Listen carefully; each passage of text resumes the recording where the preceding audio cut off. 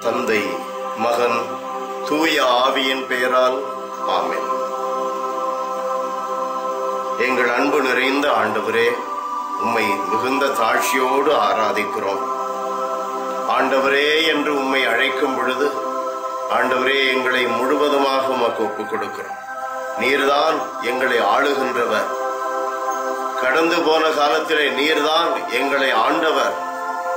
வருங்காலத்திற்கும் நீரே எங்கள் தலைவர் என்பதை நாங்கள் முழுமையாக உணர்ந்து உம்முன் சரணடைகிறோம். அன்பான கடவுளே, உம்மை நாங்கள் அன்போடு அழைப்பதை போல வார்த்தைகள் மட்டுமல்ல, எங்களுடைய வாழ்க்கையும் அழைப்பதாக இருக்கட்டும், அன்போடு அழைப்பதாக இருக்கட்டும், உம்மை அன்பு செய்வதாக இருக்கட்டும்.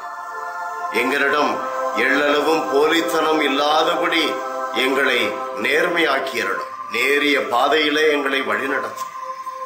ஆண்டவரே, நாங்கள் போலியாக இருந்தால் நாளைக்கு எங்களுடைய சாயம் வெளுத்து போகும்போது அதை எங்களால் தாங்கிக் கொள்ள முடியாது. அன்பின் கடவுளே, நாங்கள் உண்மையாயிருந்தால் நாளை வரலாம், எப்போதுமே நாங்கள் இன்று போல் இருப்போம். என்றும் உம்முடைய பிள்ளைகளாக மகிழ்ந்திருப்போம், ஒளிர்ந்திருப்போம். வரம் தாரும் ஆண்டவரே. இயேசுவின் நாமத்தில் ஜெபிக்கிறோம் பிதாவே, ஆமென், ஆமென். புனித மத்தேயு எழுதிய பரிசுத்த நற்செய்தியிலிருந்து வாசகம். 7ஆம் அதிகாரம் 21வது வசனம். என்னை நோக்கி ஆண்டவரே, ஆண்டவரே என சொல்பவரெல்லாம் விண்ணரசுக்குள் செல்வதில்லை, மாறாக விண்ணுலகில் உள்ள என் தந்தையின் திருவுளத்தின்படி செயல்படுபவரே செல்வர். இது வாழ்வு தரும் கிறிஸ்துவின் நற்செய்தி. கிறிஸ்துவே உமக்கு புகழ். இயேசுவில் என் அன்பான சகோதர சகோதரிகளே, உங்களுக்கு என்னுடைய அன்பான வணக்கம், வாழ்த்துக்கள். அன்பிற்குரியவர்களே, ஒருவேளை நாம் ஆழமாக சிந்திக்கும் பொழுது நமக்குள் ஒருவித அச்சம் கூட எழலாம். நாம் நிலை வாழ்வை அடைவோமா என்று. காரணம், பல சமயங்களிலே நம்மிலே போலித்தனத்திற்கு இடம் கொடுத்து விடுகிறோம். மற்றவர்கள் பார்வைக்கு இப்படி இருக்க வேண்டும் என்ற எண்ணம் நம்மை அறியாமலேயே சில சமயங்களில் உட்புகுந்து நம்மை ஆள பார்க்கிறது. நம்மிலே சிலர் அதற்காக மட்டும்தான் கடவுளை வணங்குவது, நன்மைகள் செய்வது, தர்மம் செய்வது, உபயம் செய்வது, அன்பளிப்புகள் கொடுப்பது, காணிக்கை அளிப்பது என்றெல்லாம் இருக்கிறார்கள்.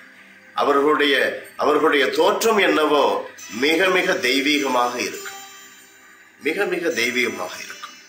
சில வேளைகளிலே ஒரு சிலரை பற்றி நாம் என்ன சொல்ல முடியும்? திருத்தூதர் பணியில 19வது அதிகாரம், அதில் நாம் வாசிக்கிறோம், புனித பவுலடியார் ஆண்டவர் இயேசுவின் பெயரால் நோயுற்றோர் மீது கைகளை வைத்து அவர்களை குணப்படுத்துகிறார், பொல்லாத ஆவிகளை வெளியேற்றுகிறார்.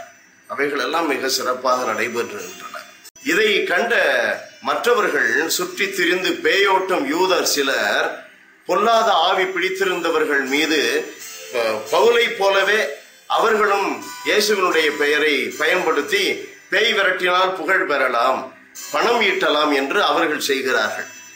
அப்பொழுது பாருங்கள், 19வது அதிகாரம் திருத்தூதர் பணி 15வது வசனம் சொல்லுகிறது, பொல்லாத ஆவி அவர்களிடம் மறுமொழியாக, இயேசுவை எனக்கு தெரியும், பவுலையும் எனக்கு தெரியும், ஆனால் நீங்கள் யார் என்று கேட்டது.